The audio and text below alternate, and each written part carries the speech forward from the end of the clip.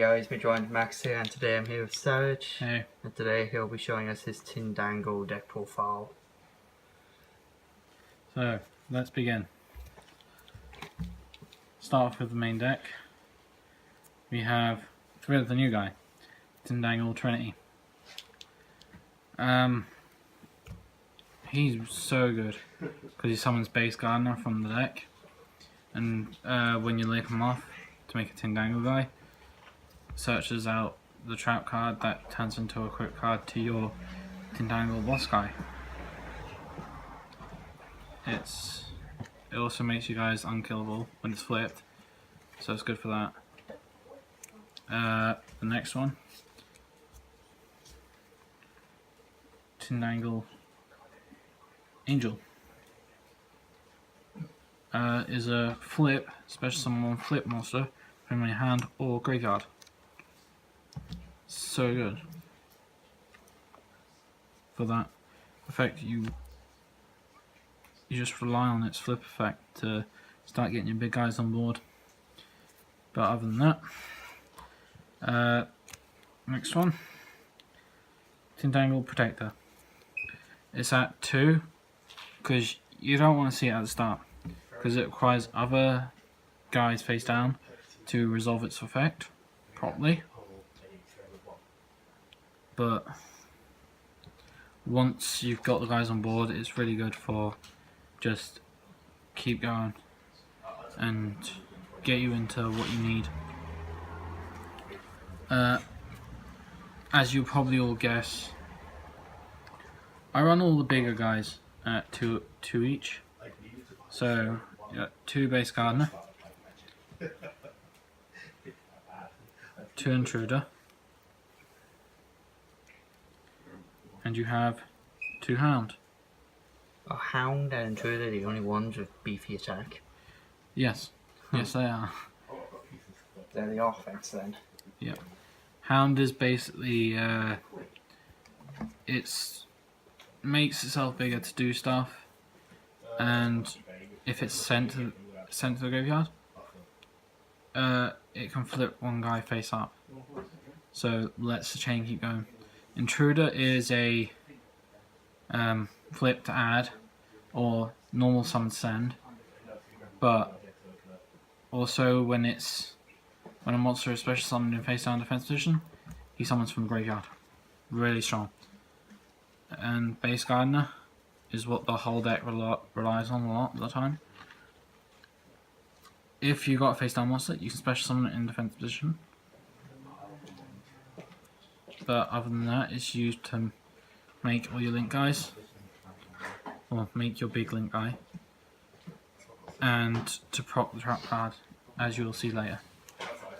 My tech choices for this deck, I'm running triple Dark Grepher. You can special summon him by ditching either Hound, Intruder, or base Gardena.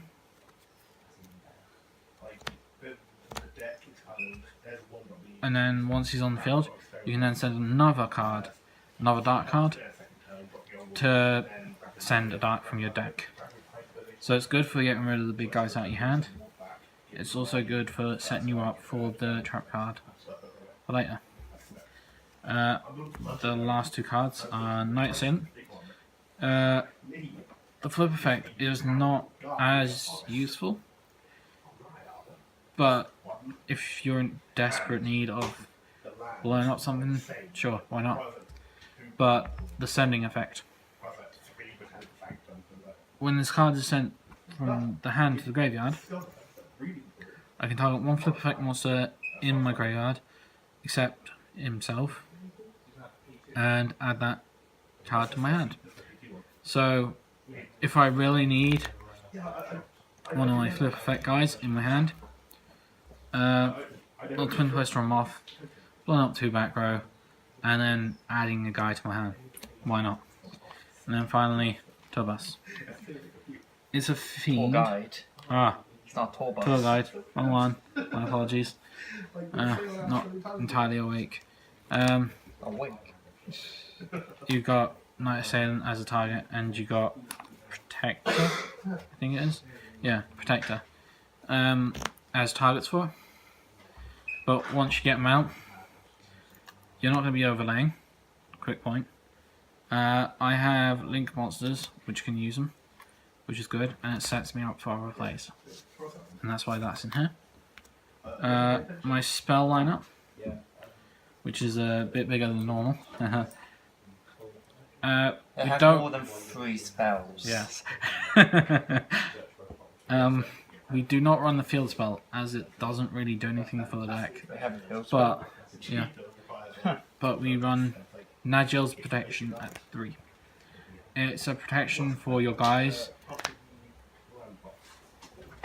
that are in the main monster zone. But if this gets sent to the graveyard, you can send one of your guys from your hand to add another copy to your hand. Not bad at 3. You've then got Twin Twisters at 2 to proc certain card effects and to get rid of those dead cards out of my hand. We got Taiyou at 2 because it's a flip effect deck, and if I can flip things up really easily, I'm quite fine from there on. I run a one-off Book of Moon as well because, once again, flip effect deck.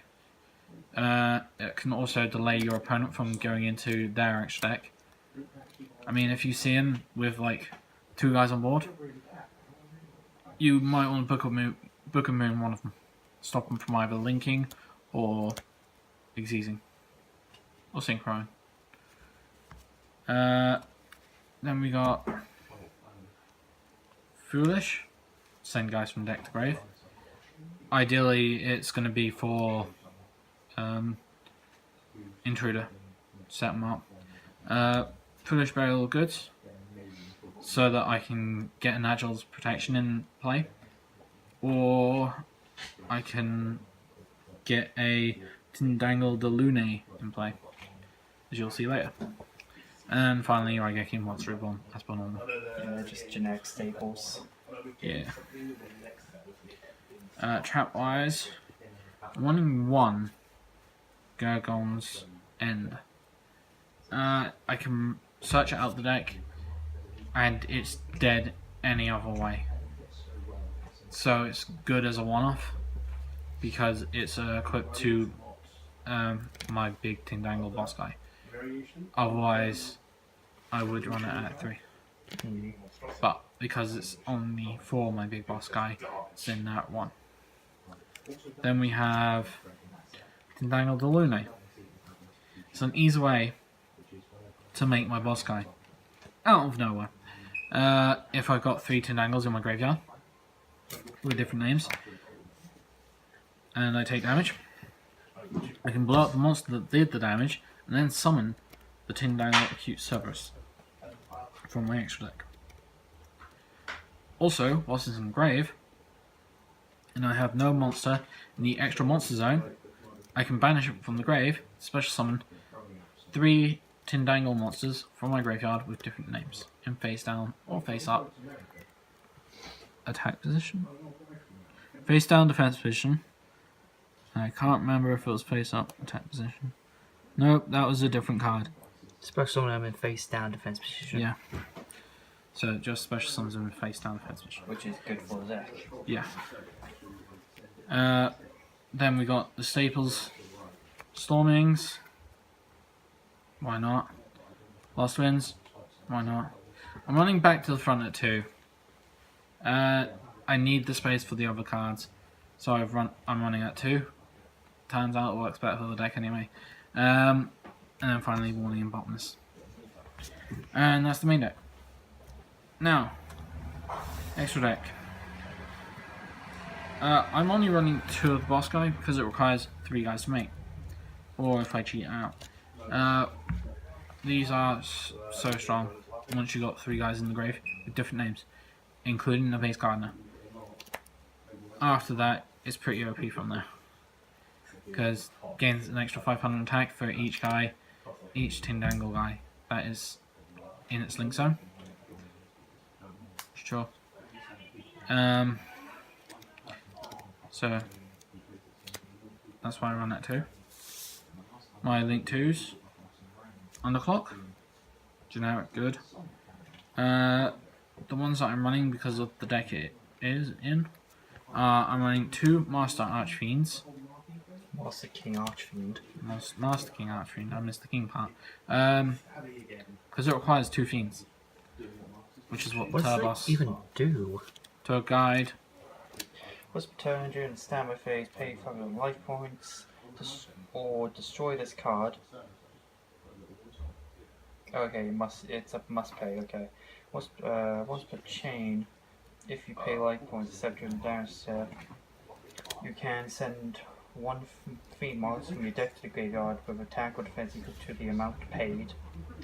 Once per chain, this Fiend monster is sent to the graveyard. You can roll a 6-sided dice, then apply the effects following the number of those monsters' base as a result. 1.